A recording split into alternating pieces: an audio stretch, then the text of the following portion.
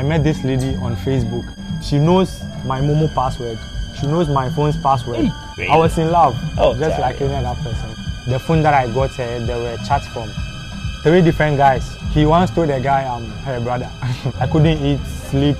I was involved in a car accident. One Thursday, I was just home and I received a call from a police station. She lied about her age. She said she was 16 when we met. Alright, so today we are here with one bold gentleman who wants to share a very touching story with us. He has been through heartbreak, depression, and he told me off camera he almost committed suicide because of a woman.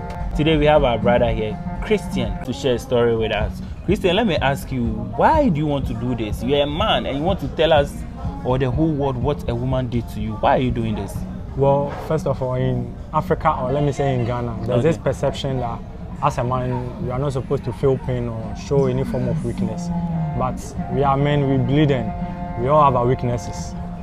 It wasn't easy for me to even reach out, but well, I'm sure this will be part of my healing process for me to get over this. And I'm sure most men out there are going through similar or even worse situations. And I'm sure after this video, people will be bold enough to speak out. And yes.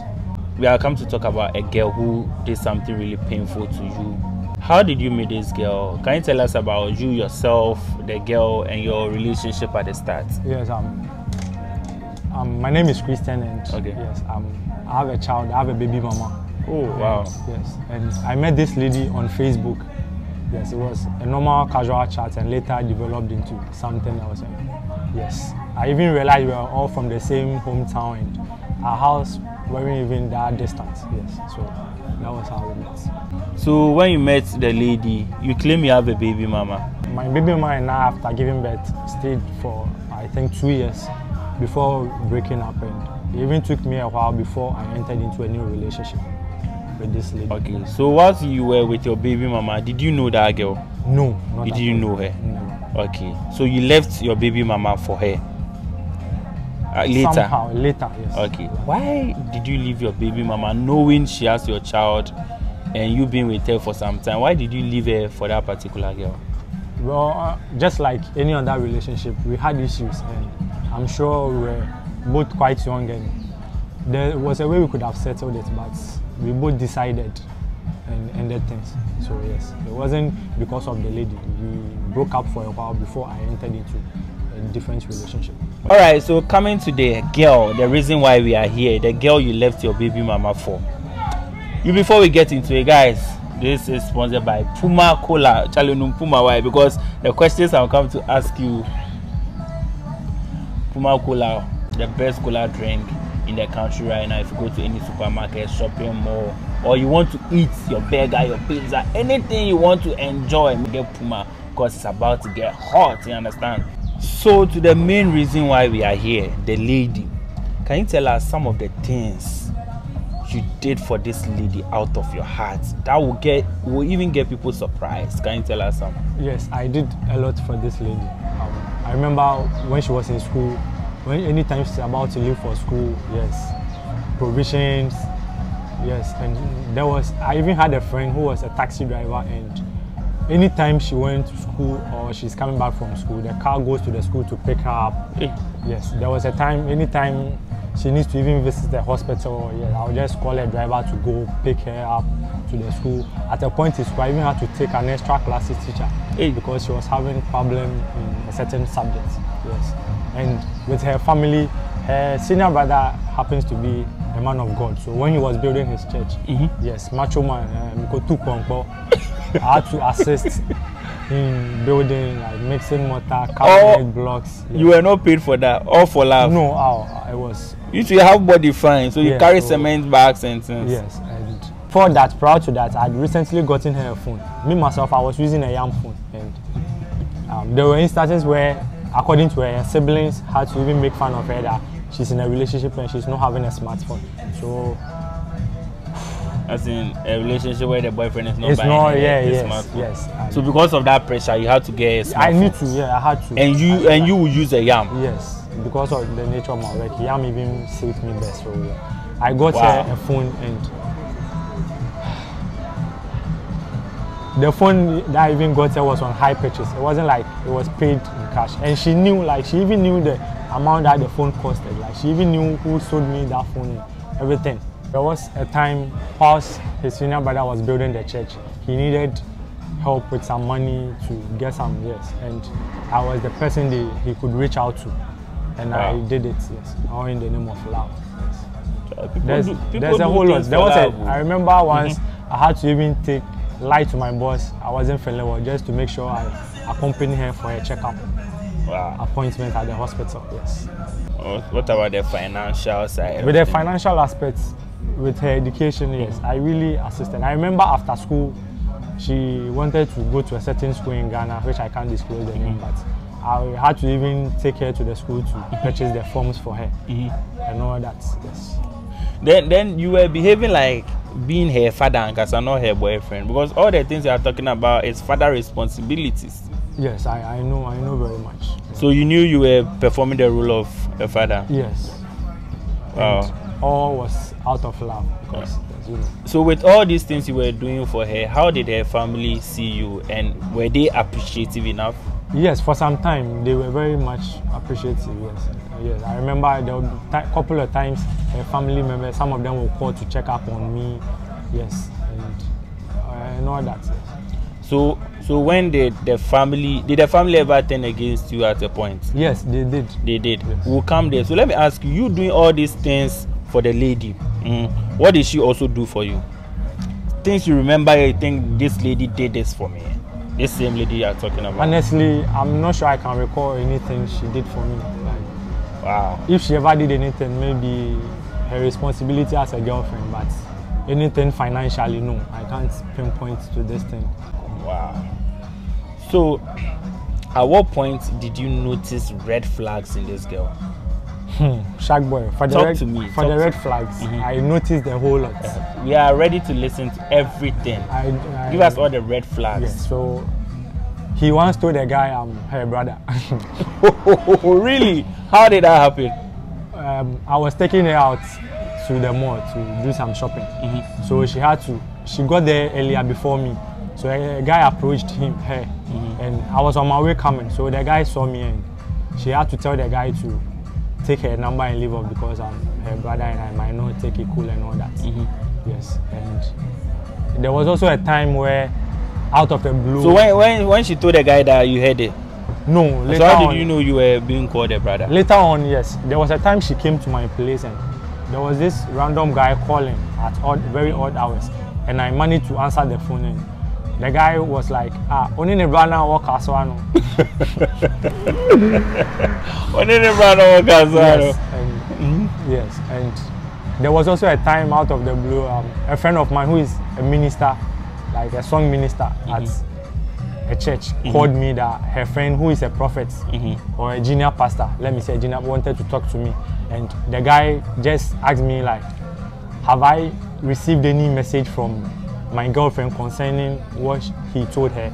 And I was like, no, nothing. And he was like, oh, but then he wanted to approach me directly, but because on him girl only dating, you know. He's dating your girl, your girlfriend. And Sharkboy, this was the first time I was hearing my girlfriend was seeing someone else. And like, na phone timer, so the phone fell. Hey. And later on, I assembled everything and I called back, and the guy was like, oh, they've been seeing each other for months. And I was like, really? And you know, a whole lot of red flags, like accepting random niggas proposals, yes, for having any sexual encounter with someone. No, not that I can. You never caught her. Yes, but like on phone, chatting, sometimes flirting with guys on phone and all that. I saw a lot. I saw a whole lot, but then you saw a lot. A man in love there. So after all these red flags, you were still in the relationship at that time, right? And let me pinpoint on this one. When the guy called me that he had a revelation about me, and my girlfriend was supposed to come and tell me, we broke up. We did. Let's say she left me. Yes, she left. And before she left me, there was a statement she made that I had wanted to use her for money rituals. Hey. And it didn't work, so it's like I'm angry and I'm coming to take it out on her. And I was like, money rituals? No, I'm very religious. There's no way I'll ever even think of it. No, I'll never do that. So that thing really got to me, and that was when we broke up for the first time. Yes, and I remember telling my mom about it, and my mom even wanted to like take legal actions, but I advised my mom that it wasn't anything, so I'm moving past it, so she should just let it rest. Wow. Yes. So you broke up with her? I broke up with her once, and we came back. You went? So who came back? She came back, or you went back? I went back. So after, Charlie, before they go through things though, after all these red flags she showed you, you broke up with her. She broke up with you, yes, because of the so-called money rituals. Yes. And you went back to her. Yes. So after all these red flags, why did you still go back to her? Why? What were you seeing? Sharkboy, I was in love. Oh, just like any other person. I was really, really in love. I was totally lost in her. Macho man in love. I think recently was trending on Twitter that what was the quote? Macho man who you say, see his muscles. A whole girl can make this whole man. I'm sure. Did you have like body more? I was very bulky, and I was involved in a car accident. And let me tell you about the accident. Okay. It was her big brother's wedding. Her big brother's wedding. Yes, and early that morning we came to Spencer's. I wanted to give out bags of water, sachet water, as part of my contribution towards the wedding. Yes. So we came, we picked the water, we sent it, and later we were supposed to just go, and the car was meant for the bride. So on our way to the washing bay, we were involved in an accident where the car had to somersault and I dislocated my right shoulder. So I even had to miss the wedding. We didn't return from the hospital that same day. Yes. So I even missed that wedding, and I was very bulky, but then from the accident, yes, I had to stop training and all that. I lost weight. But later on I recovered, and after the first breakup, Charlie, I said, what we see, who I said then? Like, you could see something like was really wrong with me. Yes. So the heartbreak made you slim down? Yes, because I couldn't eat, sleep. I even had to stop going to the gym for like a whole month. And what were you doing at home? I'll just be in my room, watch movie, cry. Cry? Sometimes eat, Macho man, you are crying. I'm a man, I bleed, Do you think men should cry when they are really feeling something inside and they have to pour out their tears? Or they have to be a man, so they shouldn't cry? Of course. Well, crying isn't meant for a particular gender alone. We are all men, and we are all humans. We go through the same amount of pain. Just that the society has programmed us not to show, our side of, being weak and all that, because they think as a man you need to be strong, you need to be the head of the family. But psychologically, it has taken a whole. Recently in the news, there were incidents where people had to shoot their partners because of what they put them through. So from that, it should tell you people are really going through it. But you didn't shoot. Don't try and go and shoot. No, never. I was the one that you be in cell or something. No, never. We have that vibe. She knows my Momo password. She knows my phone's password. Hey. Even when I was having an iPhone, like the fingerprint on the phone, her left hand, her right hand, everything, like we had that vibe. It can open your phone. Everything, like she knows your mobile money password, and I knew hers as well. Like we were lovebirds. People who really knew us.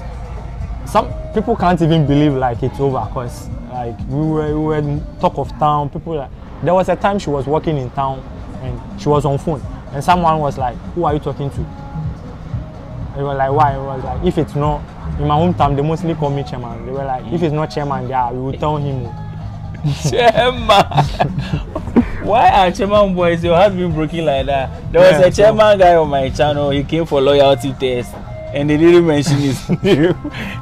They mentioned names of two other guys. Yeah, I've seen that. And you are the second chairman here. Yes.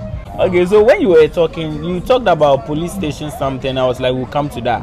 Yes. Can you tell us how that whole thing came up? Yeah, so for you to love a girl, for it to end in police station. Wow, yes. This is crazy. So she came to Mantis place. I took her phone and noticed the phone that I got her. There were chats from 3 different guys that she had recently met on TikTok and other social media platforms. And influencers, more guys. Rich influencers, ordinary guys with like less followers, not even up to 1K following. I won't lie to you. Yeah, yes. I guess. Okay. So I confronted her, and like it was very sad and very heartbreaking. So right from that onset, I left her. I went to my room. I even went to my dad first. I spoke to my dad, and later had to pen down a note, a very heartfelt, heartbroken, yes, where I stated her family doesn't even respect me at a point, but when they need help financially, they come to me. But then all the monies they borrowed from me, not the ones I've given her, the ones they borrowed from me, I'm not willing to take it. And I'm even expecting a second child with my baby mama, and my second coming, listen, I stated my second coming in the note that was to make you feel the same amount of pain you made me feel the first time you left me. And I remember giving the note to her. I left that instant because only God knew what I was going through. So on my way back to Kaswa, where I stayed, I didn't even get to Imensa, and my auntie and my dad called me that the lady, her mom and her big brother, who happens to be a pastor, had come to them that I've threatened the lady in a letter, and they are willing to take legal actions against me. So I was like, how? I did write a note or a letter, but there was nothing like a threat. It was just a letter from a broken-hearted person who was in pain. Yes. One Thursday, I was just home and I received a call from a police station. I was like, are you a Puku priest? And I said yes. And they were like, a lady has lodged a complaint against you at our station, so we need you to report.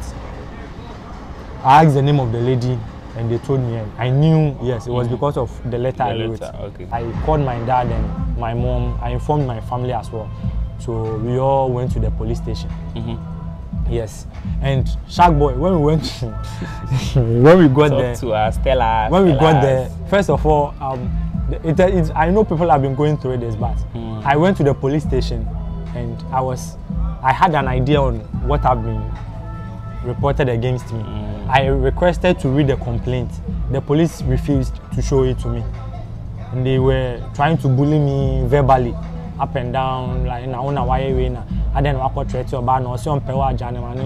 all that.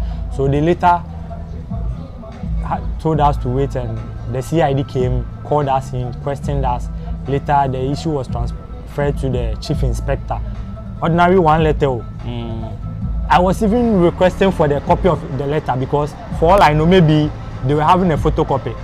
It could have been edited. Yeah. So I even requested to read what I wrote because it was written in a heat of moment. I was refused. I was denied. So from the chief inspector, according to him, it was beyond him. So we had to go and see the district commander.